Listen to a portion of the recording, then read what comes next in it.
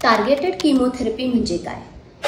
Targeted chemotherapy यालाच लक्षित chemotherapy असेही म्हणतात।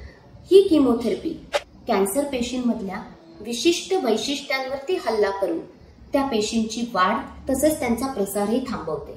काय फरक आहे कॅन्सर किमोथेरपी आणि टार्गेटेड किमोथेरपीमध्ये?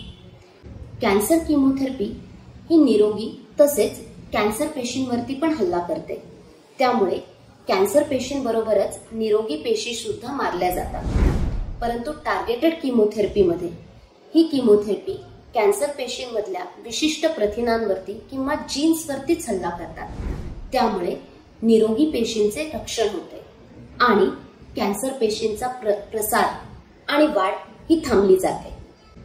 टार्गेटेड किमोथेरपीचे फायदे म्हणजे त्यांचा प्रभाव हा उच्च दर्जाचा असतो, कमी दुष्परिणाम आणि सगळ्यात महत्त्वाचे म्हणजे निरोगी पेशींचे संरक्षण। अधिक माहितीसाठी संपर्क साधा।